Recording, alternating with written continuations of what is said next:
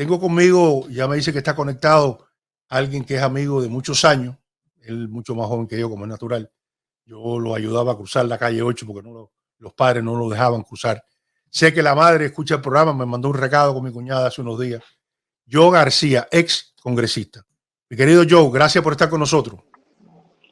Un placer, alcalde, un placer estar contigo. Y sí, yo tenía pantalones bombacho cuando tú me cruzabas en la calle. Eso era, No, yo creo que eran pantalones cortos. Yo te usaba con pantalones cortos. Pero bueno, ya tú has crecido, ya tú ese. Dale las gracias a tu mamá, que me mandó un recado con mi cuñada también, Luz, lo haré, lo haré, por favor, y si no, no lo está haré. bien, tú se lo dices que la mencioné. Joe, tú has estado sentado, tú eres un individuo que ha visto la política de los Estados Unidos, no solamente desde fuera, sino desde adentro, ha visto presidente.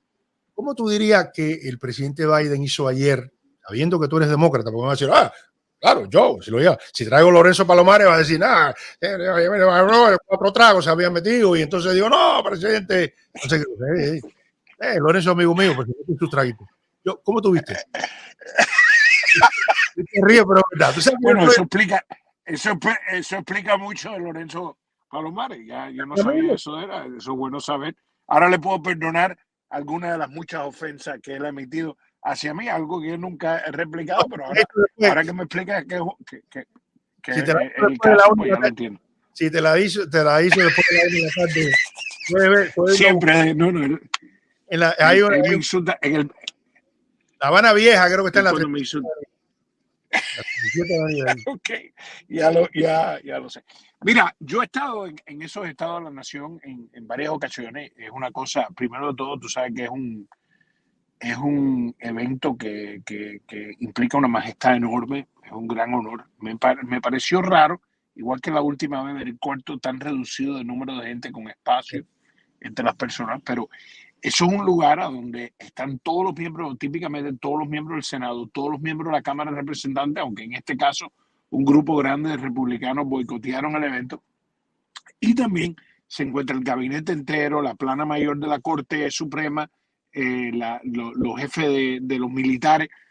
Así que es una colección y como yo sé que seguro que tu audiencia sabe, típicamente en el caso de anoche la secretaria de Comercio era la designada sobreviviente, que la esconden en otro lugar, en un búnker, por si acaso vuelan el Capitolio, pues queda un oficial en la línea de comando de liderar el país vivo, porque ahí se encuentra casi la línea de sucesión entera. Entonces tenían la secretaria de Comercio escondida en otro lugar.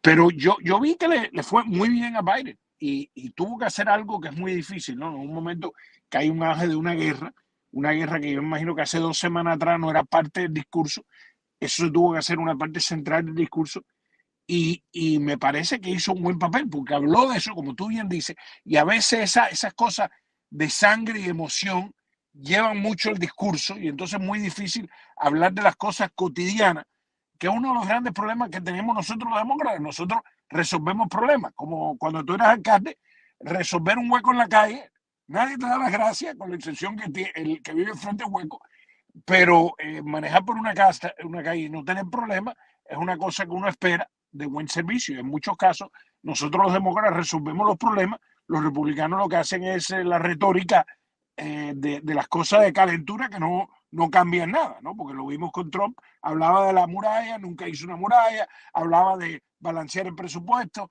lo voló el presupuesto, en todos los temas que él hablaba, nunca se hacía nada, pero eran temas calientes.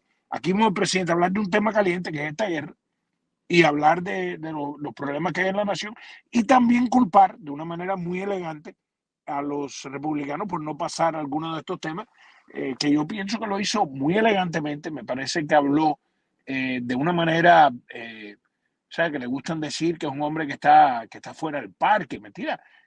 Hacer un discurso, alcalde, y usted lo ha hecho. Yo no me acuerdo cuando yo hice un discurso de 60 minutos, porque eso es un discurso, eso no es que uno esté ahí improvisando, eso es un discurso que tiene que estar escrito porque estás pronunciando ley norteamericana y lo hizo muy bien y me parece que lo hizo en un momento que no es fácil hacerlo y me parece que gana mucho mérito. Y también lo hizo en una cosa que hay que reconocer con mucha elegancia, ¿no? Porque si uno está mirando lo que está pasando en Ucrania, uno tiene que quitarse el sombrero, ¿no? Así, uno de los grandes atributos del sajón es que tienen, particularmente en la sociedad europea, pero norteamericana en particular, es el concepto ese de uno parece que no está en control, dejar que otros llevan la batuta, pero en realidad eres tú que estás coordinando todo.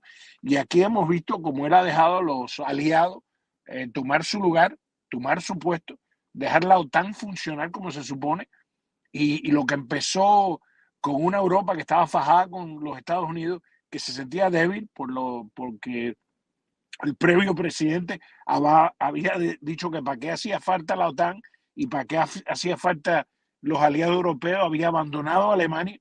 Aquí hemos visto un presidente que no solamente trajo a Alemania de nuevo al grupo, porque Alemania estaba puesta al empezar en esta guerra, y ha llevado magistralmente, tiene a los rusos bien confusos, tiene a los aliados unidos, y la realidad que lo ha hecho sin nada, pero más que nada con una elegancia que hay que reconocer que es la manera de hacer estas cosas, porque uno puede, somos el país más poderoso del mundo, uno puede claramente forzar a casi cualquiera a hacer lo que quiera, pero Yo, es mejor dejar a las personas que den su espacio. hay una cosa que bien tú dijiste, ¿no? Que hace 2 semanas este discurso debe haber estado ya en preparación y lo menos que se esperaba es que había que cambiarlo y hablar de Ucrania, de esta guerra que hay. Ayer yo vi a un comentarista que respeto muchísimo, pero dijo, el presidente no habló lo suficiente sobre Ucrania. Y yo estoy calculando casi el 20% del discurso se lo dedicó a Ucrania. Si tú haces ahora, sale por, no sé, vamos a poner en Manhattan, va a la Quinta Avenida ahí, empieza a hacer un mapa y le dice a la gente, oiga, póngame aquí donde está Ucrania. La gente no sabe dónde está Ucrania. O sea, a lo mejor te la ponen en Georgia, te dicen que es una ciudad en cualquier lugar. Entonces, tener que hablar al Estado de la Nación, a los americanos, y hablarle de eso. Bueno, yo diría 20%, 25%, no voy a entrar en los números exactos. Pero entonces el presidente entró a hablarle al pueblo norteamericano, donde dice que en los últimos 2 años los norteamericanos han estado bien golpeados por la economía, por la pandemia, y entonces él dice lo siguiente, y dice, como presidente, yo me propuse pasar el plan de rescate a América. Las legislaciones que se pasaron en el momento era porque había que ayudar al pobre, había que ayudar al de más de abajo. Entonces él siempre hace alusión a su papá. Digo, mi papá me decía que hay que darle al pueblo un poquito de aire, hay que darle un poquito de oxígeno. Y entonces ahí donde le mete, y ahí yo vi la cara de Mitch McConnell, donde dice, no como el plan del recorte de $2 trillones que le dieron al 1% de los más ricos. Se veía la garganta de Mitch McConnell tragar en seco.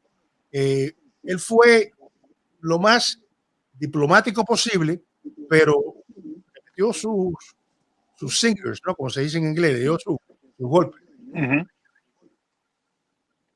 Sí, yo pienso que sí, pero lo hizo de una manera muy elegante y también, alcalde, vamos a estar claros, si yo me imagino que tú y yo estamos de acuerdo en esto, me imagino que todos los que apoyamos a Biden, uno de los grandes problemas que tiene esta administración es precisamente que se están ocupando de problemas y no se están ocupando de la publicidad, es casi lo opuesto a la otra administración, ¿no?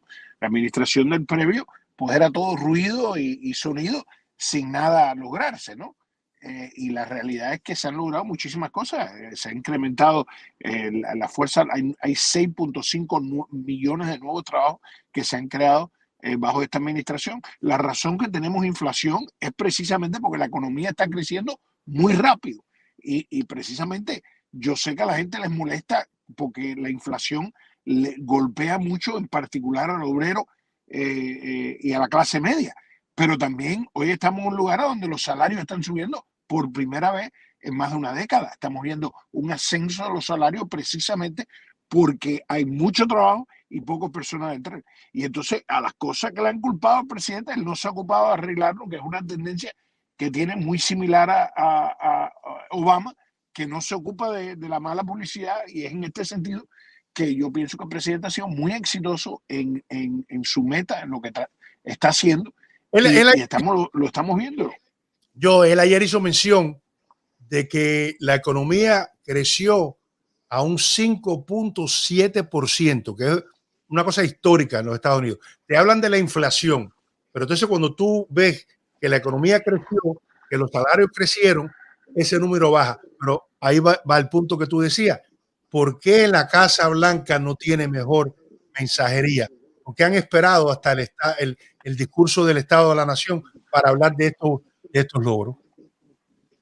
Sí, yo pienso, y esto lo he discutido con mis amigos, obviamente, tanto tú como yo ayudamos a Joe Biden a llegar al poder, pero pienso que hay una tendencia, y esto me parece que ha pasado precisamente por la manera que gobernaba Obama, que es un liderazgo muy concentrado sobre la capacidad que tenía Obama en comunicación.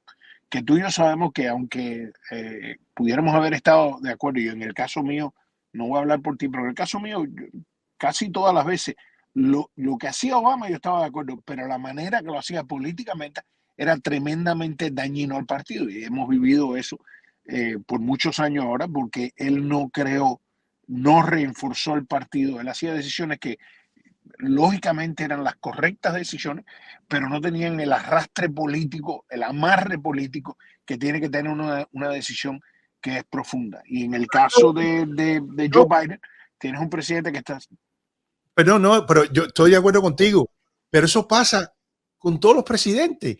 Llegan porque lo ayuda el partido, lo ayudan, y cuando llegan, en vez de dar el crédito, levantar esto, son casas solas. No, pero mira, yo te digo que eso es una tendencia del Partido Demócrata, en particular desde Obama para adelante. Porque, por ejemplo, te doy el ejemplo de Bill Clinton. Y te digo esto, ya tú eras un hombre que había estado, que estabas en la alcaldía, que tenía tu poder, y yo estaba un político subiendo.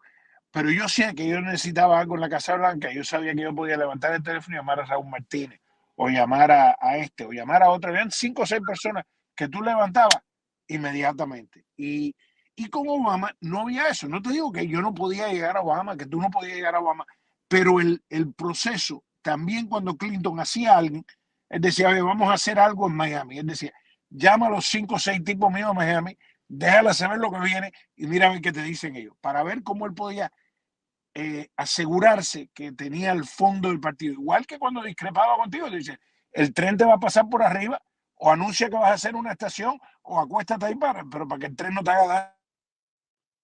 Claro. ¿No? Pero tú no te sorprendías. Obama tenía una tendencia, y Joe Biden tiene la misma tendencia, de hacer lo correcto, pero no preparan el campo políticamente, y eso es lo que hemos visto en el último año. Oye, Mira, este país estaba en un lugar muy difícil cuando cogió el poder este señor, y era precisamente por la incapacidad del previo presidente Trump, que de verdad hablaba mucho de las cosas, pero no hacía nada. La hay una confusión cosa que creó durante la pandemia, que yo horrible. que tú tienes más acceso a la Casa Blanca. Yo lo pudiera tener, pero he decidido no hacerlo, ¿no? Para poder tener. El presidente ayer habla de que no vamos a hablar más de la semana de la infraestructura. Vamos a hablar de la década de la infraestructura. Dice, 4.000 proyectos han sido anunciados. La pregunta que tú le debes llevar a ellos allá es decir, me han mandado a hacer los letreros bien grandes diciendo, este proyecto se está haciendo gracias al plan de infraestructura que se aprobó. Esto lo va a ir el presidente. Ya eso está hecho. 1.500 puentes que se van a arreglar.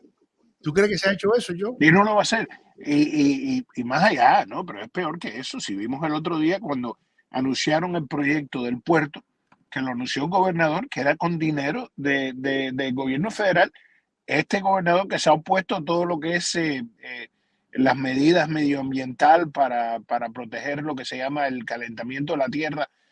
Y este señor se cogió crédito por el dinero que había mandado el gobierno federal, cual él y su partido se opusieron rotundamente. Sin embargo, cuando llegó el cheque, pues ellos se cogieron el crédito. Y eso lo vemos todo el tiempo por los republicanos, ¿no? Votan contra el presupuesto. El otro día, déjame ni decir nombre, la persona que me representa a mí en el Congreso me mandaba una carta anunciándome los proyectos que se han logrado con el dinero que se aprobó, y cuando miro, esta persona votó contra el presupuesto. Entonces, ¿cómo es que tiene que ver esto contigo si votaste contra esto?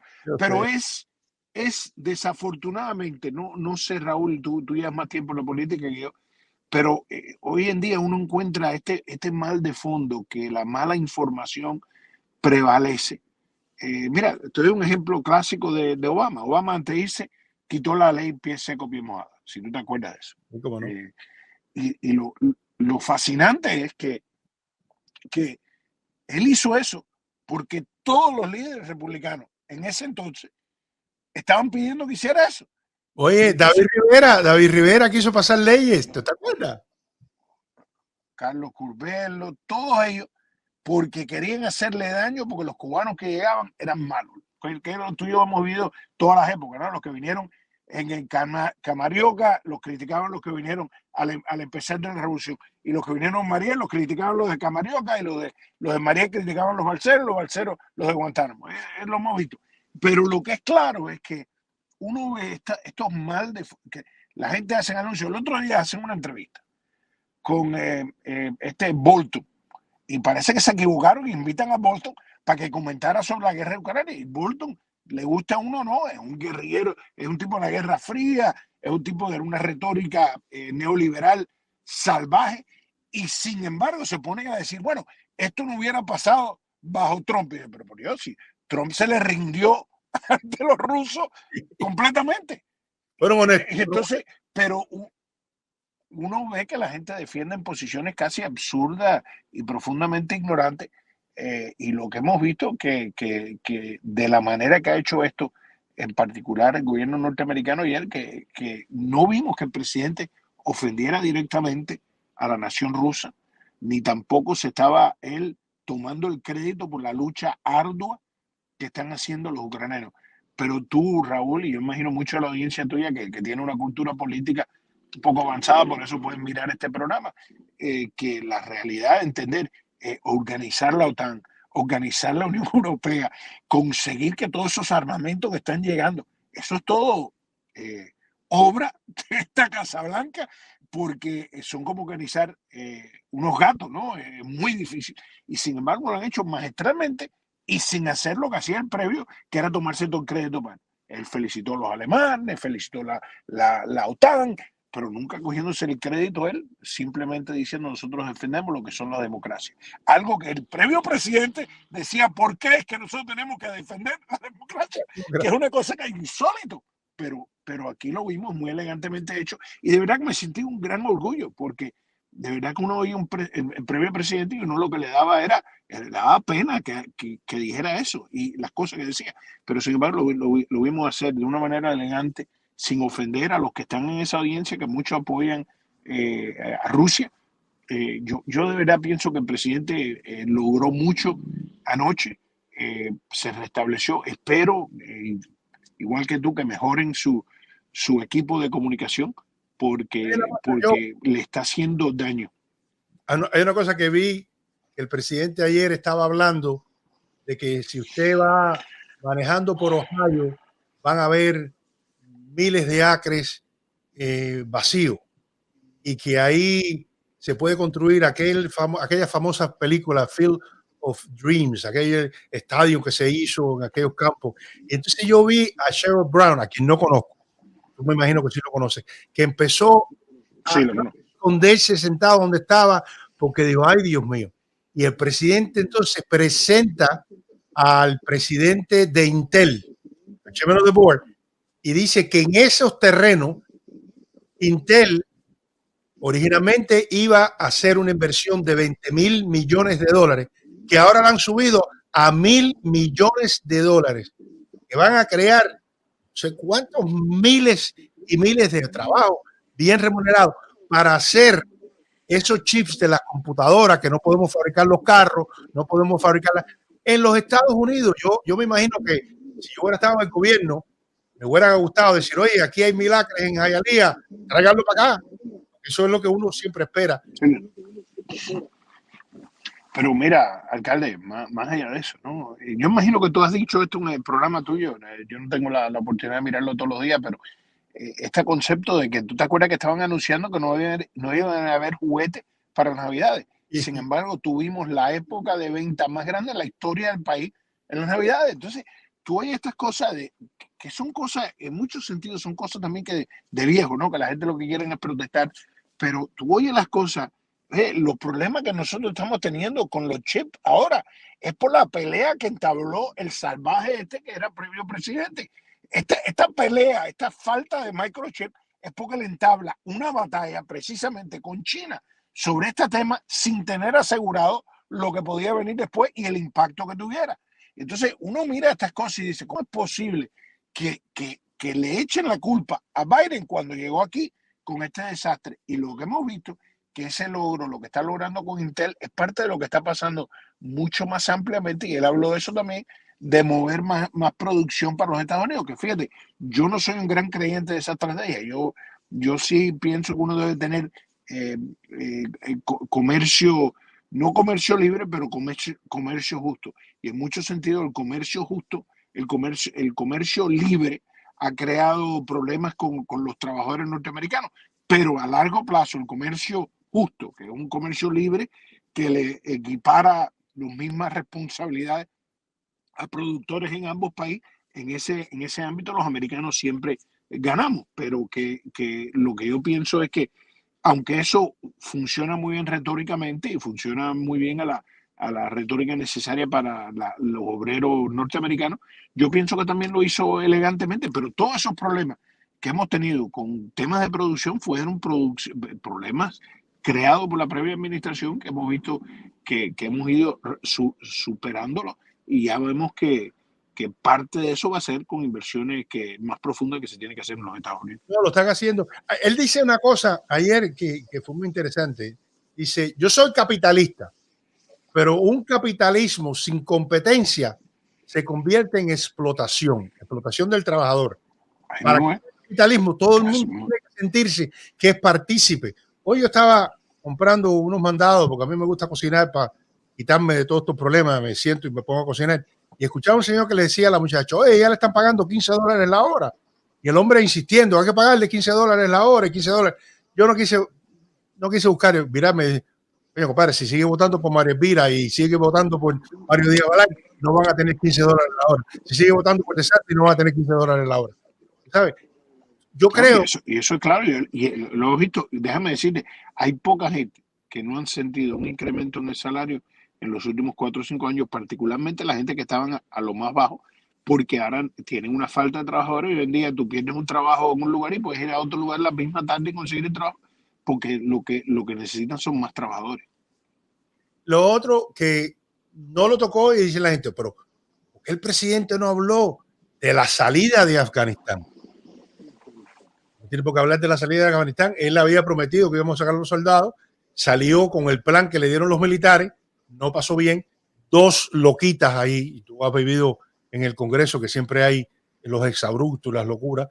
Estas 2 loquitas salieron gritándole, primero, build the wall, y nadie lo escuchó. Por cierto, te voy a dar un dato.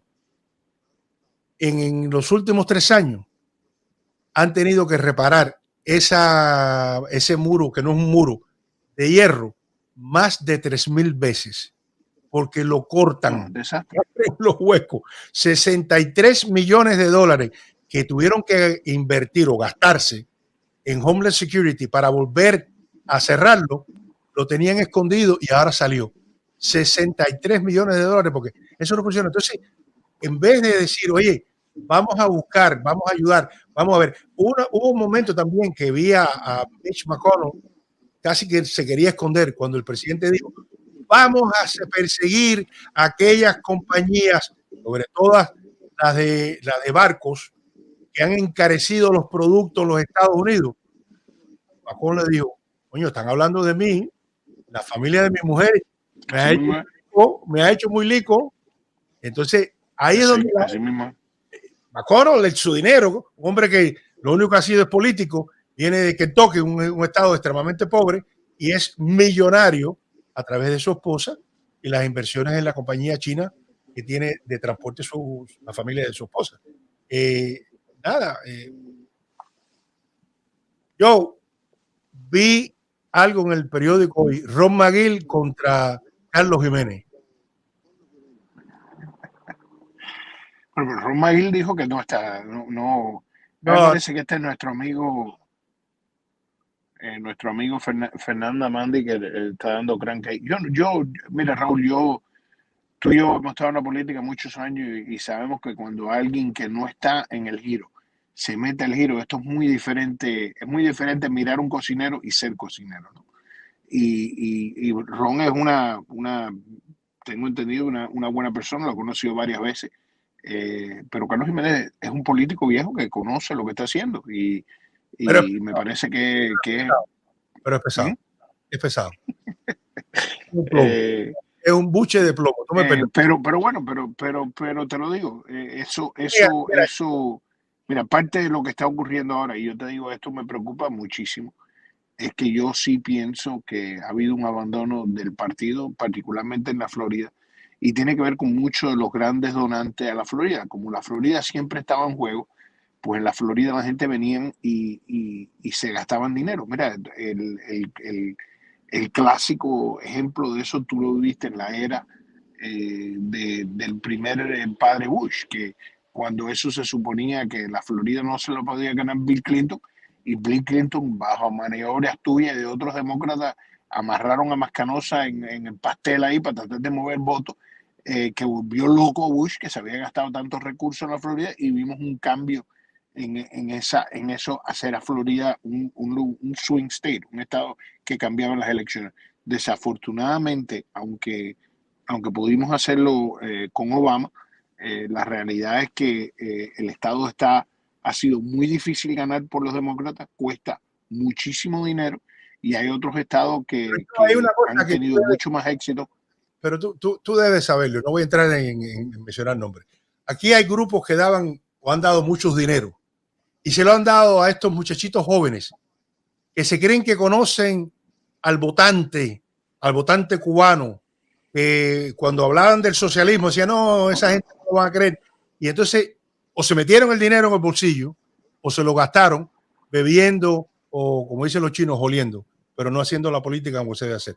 Yo no voy a seguir porque estoy tarde y tú tienes cosas que hacer. Te agradezco muchísimo que hayas estado con nosotros, hermano. Hasta luego, me saluda Roberto Céspedes, por favor. Un abrazo. No, a Sebastián Céspedes, que es el que me busca todas las cosas. No, pero ese que me da notas. Sé que me manda notas ahora después. No, Sebastián, los videos y todo. Roberto no, Roberto está ahí. Saludos. En sus cosas, pero Sebastián es el que está firme. Ya tú sabes. Bueno, pero saludos, Sebastián, también. Bien. Oye, gracias, Joe. Bueno, yo creo que ya le he dado bastante a ustedes hoy. Le agradezco muchísimo a todos los que estén. Gennady, hoy es miércoles, tú no tienes programa. Si no tuviste programa martes, miércoles tampoco, me imagino. Tampoco, no, yo voy a ver cómo Gennady, cómo lo hace, cómo va a ser, cómo lo hace, cómo va a ser. Yo regreso mañana a las 4 de la tarde. Nada, Sin Mordaza, con Raúl Martínez.